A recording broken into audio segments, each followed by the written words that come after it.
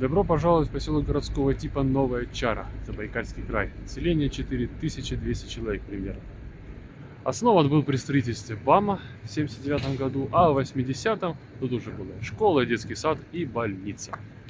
Шефским коллективом, который строил и станцию, и населенный пункт, была Казахская ССР.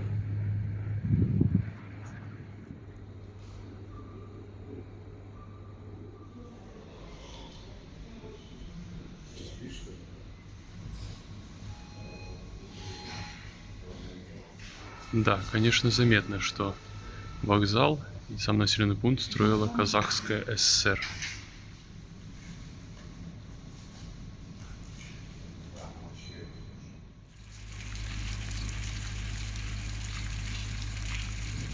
Грузовой тепловоз 2Т-10М, такой труженик прям, был установлен в честь 170-летия железных дорог в России. А строил такие тепловозы завод под названием «Взор», Ворошиловградский тепловоз-строительный завод имени Октябрьской революции. Для тех, кто не знает, Ворошиловградом назывался в то время Луганск. К сожалению, погода вносит свои коррективы. Тут весь день будет дождь, крепкий такой дождь лить, и сейчас крепкий дождь льет, лужи тут и так далее. Поэтому вокзал наше все. И, собственно, станция Новая Чара. Началось строительство в 1983 году, а закончилось в 1989. Относится к Восточно-Сибирской железной дороге, и это 1719 километр БАМа. И отель Кадар, считай, единственный отель в этом городе, который доступен обычному смертному. Есть еще один отель, Чара называется, но он только для работников Удаканской меди. Один из явных признаков того, что тут где-то производство, разработка, и то, что мы на севере, это, конечно же, вахтовки.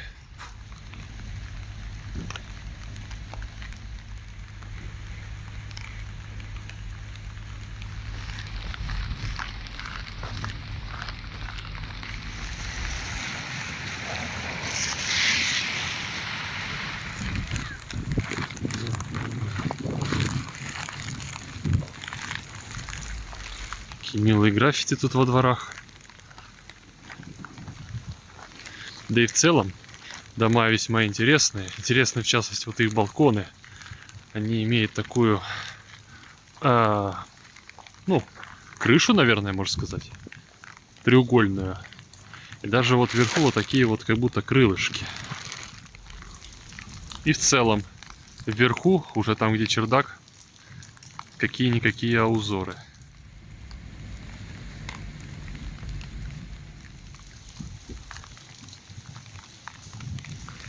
И тут же вот, обычно там у людей в многоквартирных домах там какие-нибудь клумбы, цветочки. Ну тут тоже цветочки посадим, правда цветочки картофеля. Вон огурцы вижу, в другом месте помидоры даже видел, смородину. Но картошка это больше всего. А вон свекла вижу. Ну, очень хорошо. Очень рациональное использование земли возле многоквартирного дома.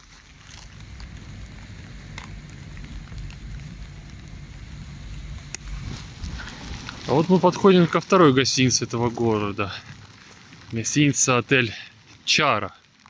Но это, скажем так, ведомственная гостиница, где живут только рабочие Удаканской меди.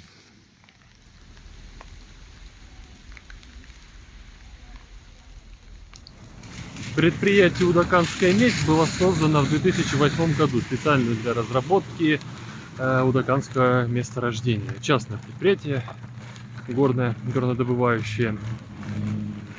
Удакан же означает по этимологии савенкийского речка с медленным течением. Месторождение это медное было открыто в 1949 году. Там были какие-то сложности с добычей, с обогащением. И интереса ради, кстати, были идеи это месторождение в 60-х годах скрыть ядерным взрывом, чтобы добывать было легче.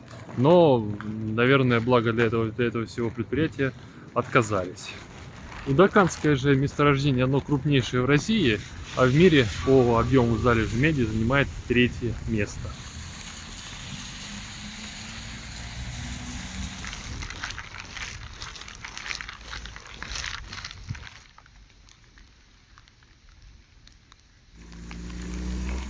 По каким-то лютым задворкам иду. Хотя это больше похоже просто на частный сектор. Весьма интересно такой деревянной конструкции, таким деревянным настилом закрыты трубы. Ну, к водоснабжению, так подозреваю.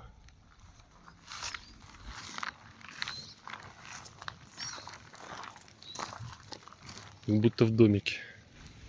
Оказывается, это здание Новочарской детской школы искусств. Ну, хорошо, что есть.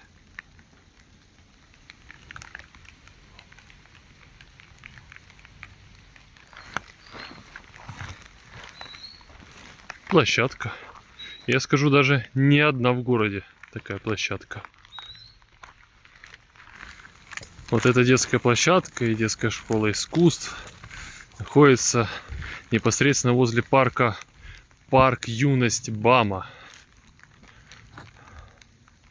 Видно, кусок леса оставили и назвали его парком, что, впрочем, максимально правильно и очевидно.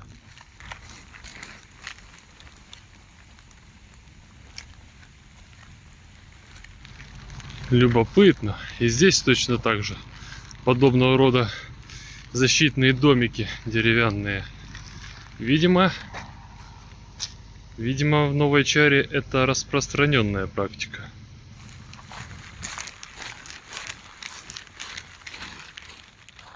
Маленький храм Андрея Первозванного размещается в переоборудованном каменном здании, которое, как пишут в интернете, было ранее спортзалом школы. Правда, я вблизи школы тут не вижу. Приход зарегистрирован в 2001 году. Хотя что-то сомневаюсь я насчет школы, спортзала. Тут вот какое-то разрушенное здание есть, да. Возможно, оно раньше было школой. Ну, если кто-то знает, напишите, пожалуйста, в комментариях. Найдем истину. Каларский историко-краеведческий музей был основан в 1983 году как филиал Читинского областного, тогда была Читинская область, а не Забайкальский край. И одной из первых экспедиций была в том, как строили Читинский участок БАМа, от Удаканской экспедиции, о жизни местных эвенков и так далее. Существующее здание 1988 года, а Каларский, потому что район называется Каларский. Здесь на территории еще даже скалодром есть. Что-то мне подсказывает, что без удаканской меди здесь бы ничего этого не было. Весьма интересненький музейчик. 200 рублей вход. И внутри все так современно, интерактивно. Я даже спросил все-таки, а что финансирование? Говорят, что федеральные и местные бюджеты. Впрочем, есть некоторые залы, которые именно удаканская медь финансировала. Соответственно, там про медь и про удаканскую медь, как можно догадаться. Несколько залов там и про природу, и про более древний период, этнографическое, про период Бурлага, который вот был здесь недалеко в Кадарском ущелье.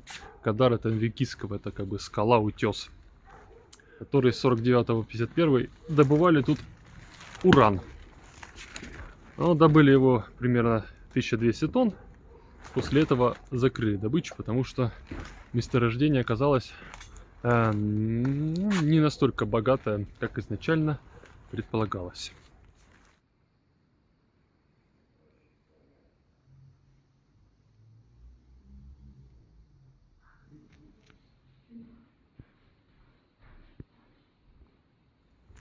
Естественно, там рассказано про такой камень, как чароид, который вот нашли недалеко от реки Чары, по названию которой он и получил свое название, когда искали уран.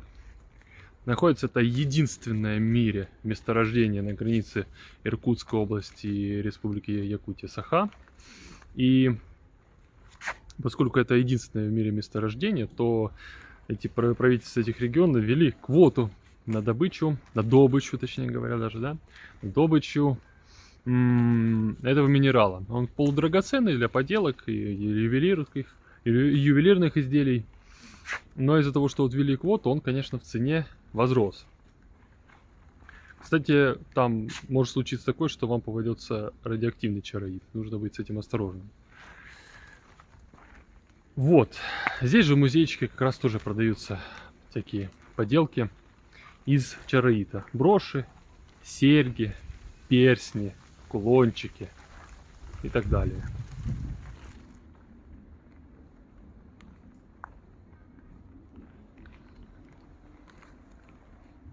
И, естественно, там рассказано про такой памятник природы, как Чарские пески. Это такая пустыня, которая медленно перемещается. Находится она между Кадарским и Удаканским хребтами. И является памятником природы с 1980 года. Кстати, я не сказал, что Чара, новая Чара, все, что связано с Чара, это по реке Чара, что с авенкийского означает мель от.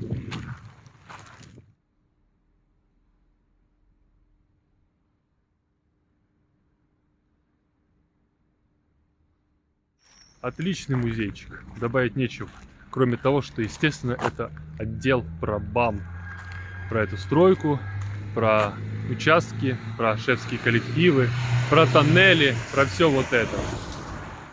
Читинская область вошла в историю БАМа своим разъездом Балбухта. У этого разъезда 29 сентября 1984 года в 10 часов 10 минут по московскому времени было уложено золотое звено, сомкнувшее западный и восточный участки дороги, ознаменовав тем самым открытие сквозного движения поездов на всем протяжении магистрали. Александр Бондарь был бригадиром западной комсомольско-молодежной бригады, а Иван Варшавский – восточной. Оба герои социалистического труда. Благодаря неравнодушным людям, которые также интересуются БАМом, пытаются популяризировать его за рубежом как туристическое место, мы можем увидеть разъезд Балбухта. Как и в 1984 году, разъезд находится в глухой тайге, и только памятник об соединении БАМа напоминает о том событии, что тут произошло. На монументе изображены названия населенных пунктов западного участка от Усть-Кута до Балбухты и восточного от Балбухты до Тынды в форме железнодорожных шпал, которые смыкают железнодорожные рельсы. Разъезд Балбухта – это 1602 километр БАМа. Во время движения навстречу друг другу восточная бригада отставала от графика, и соединение произошло на 40 километров восточнее изначально планируемой точки в поселке Куанда. Тем не менее, 1 октября 1984 года на станции Куанда уже в торжественной обстановке и с высокими гостями было повторно уложено золотое звено. В ознаменовании этого события тут находится монумент, на котором указаны все регионы, которые шефствовали на БАМе. Некоторое время станция носила название Горбачевская, в честь декабриста Ивана Ивановича Горбачевского. Он даже в ссылке остался верен своим идеалам, не воспользовался амнистией, не вернулся домой. Сам поселок основан в 1981 году, население около 1300 человек. По этимологии, возможно, с якутского солнечный, с авенкийского красный яр. Шефский коллектив Узбекская ССР, и это 1561 километр БАМа.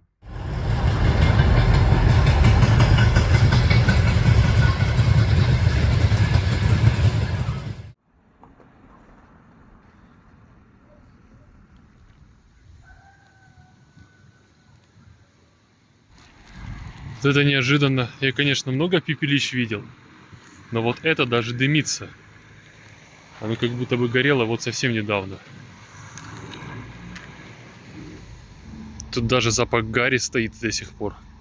Дождь его не смыл, не прибил.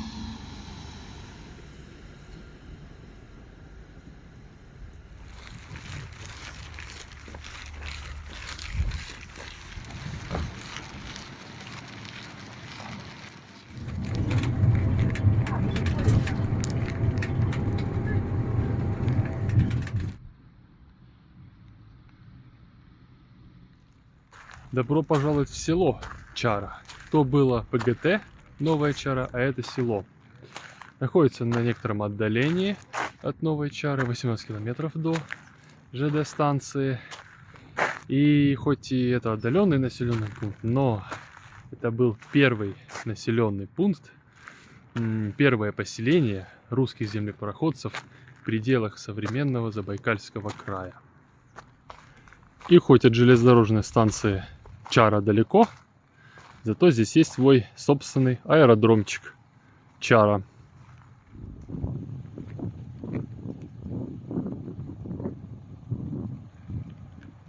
Направление здесь Иркутск, Чита, Красноярск.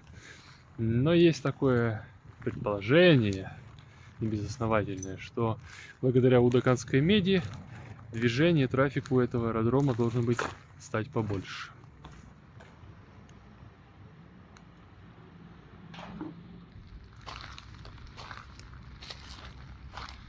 И с той стороны вот взлетно-посадочная полоса. Забор, конечно, такой, хоть бери и перелазь, но тем не менее запрещено.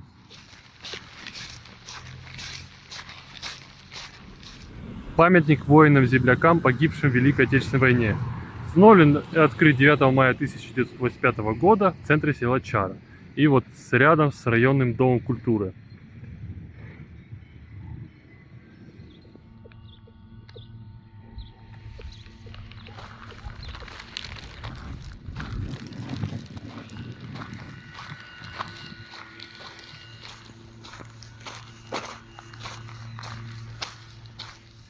В Чаре есть православный храм в честь Святой Марии Магдалины.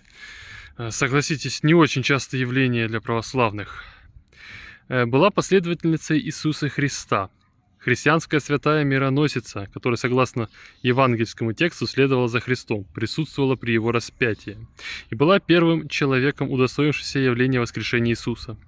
В православной и католической церквях почитание Марии Магдалины различается. В православии почитается как равноапостольная мироносица, а в традиции католической церкви долгое время было принято отождествлять с ней образ кающейся блудницы, сестры Лазаря.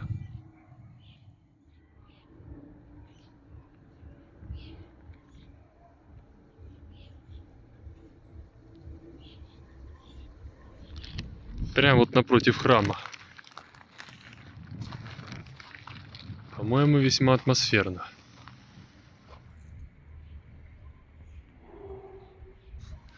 А отделение Сбербанка, вон, пожалуйста, присутствует. И базовые станции связи тоже есть. Кстати, забыл сказать. Билайн, что здесь в Чаре, что в Новой Чаре, отсутствует напрочь. Просто нет связи. МТС, Мегафон есть. А Билайна нет.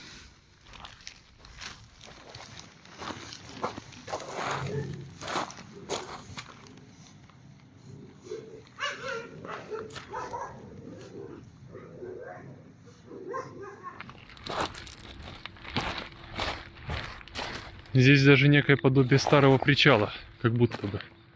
Очень старого причала.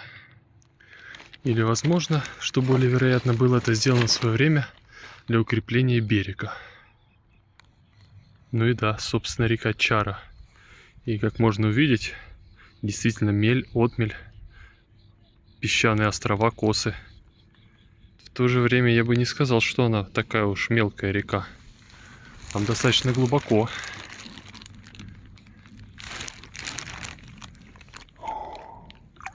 Холодненькая, но приятненькая. Такая прозрачная. Не самая прозрачная река на свете, наверное, но достаточно.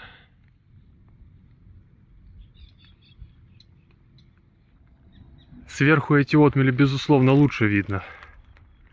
И вот так вот заворачивает в ту сторону.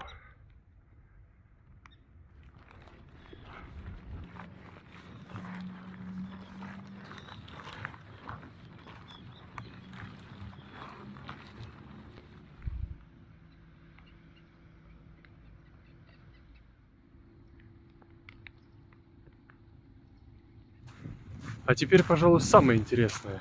Мне нужно как-то из Чары уехать в Новую Чару. Приехал я сюда на автобусе, на последнем автобусе. Отправляется он из Новой Чары в 17:10. Последний автобус из Чары в Новую Чару отправляется в 17:50. То бишь тот приезжает сюда, разворачивается и едет обратно. Естественно, за это время я не успел бы посмотреть все, что хочу посмотреть. Другой вариант, о котором мне говорили все время, это, мол, позвонить такси вызвать. Ну, у меня Билайн. Про Билайн я сказал ранее, что его нет. Поэтому у меня остается единственный вариант идти на трассу и пробовать кого-то ловить. Конечно, трафик тут далеко не самый интенсивный на свете, но радует то, что здесь одна дорога, а не как в районе Северомуйска, в районе Перевала, там, где их было две, и ездили они то там, то там. В общем, идем и пробуем.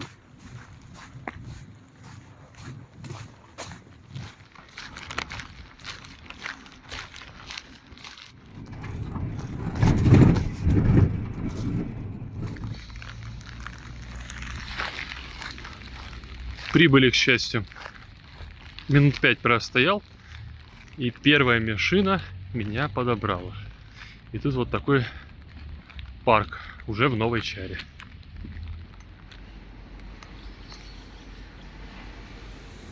Снова дождь, и снова вокзал Новая Чара.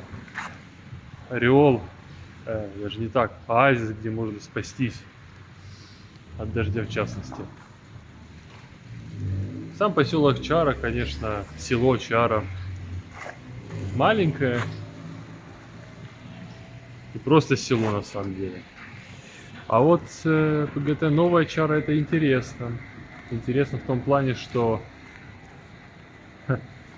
если бы не Удаканская медь, оно бы, наверное, совсем затерялось бы здесь, на пространствах огромной необъятной Сибири. А так, благодаря этому есть некоторый шанс, Плюс, опять же, Удаканская медь показывает один из тех выгодных эффектов БАМа. Самый очевидный это, конечно же, то, что вдалеке от границы в глубине страны. Второе это разгрузка Транссиба. Ну а третье это, конечно же, доступ к тем сокровищам и богатствам, которые сокрыты в недрах труднодоступной, дикой, далекой Сибири. Ну а мне что? А мне также пора дальше. Вот как бы так и живем. А вот и спальное место. Не забываем, плохая погода, дождь продолжается. А здесь тепло и сухо.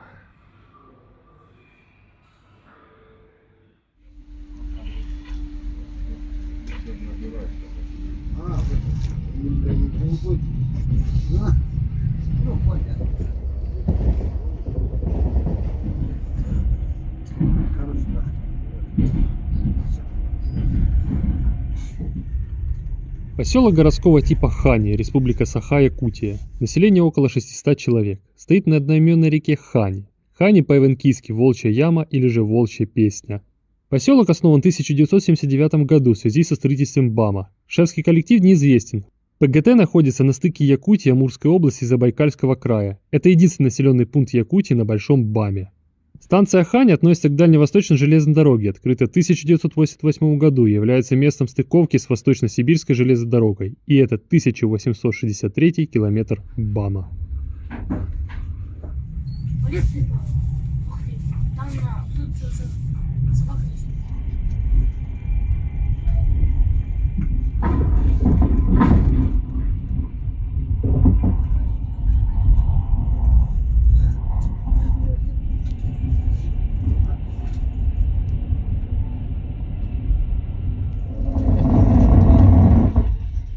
Поселок Алекма, Амурская область, население около 450 человек, получил название по одноименной реке, которая протекает в 19 километрах от поселка. По этимологии, предположительно от эвенкийского «беличья», или же «богатая белкой», или же «рыбная река», река, неименуемая в пути, река, переходимая вброд. Годом основания поселка можно считать 1980 год, открытие станции в 1988, однако шефский коллектив также неизвестен. Относится к дальневосточной железной дороге, и это 1919 километр БАМа.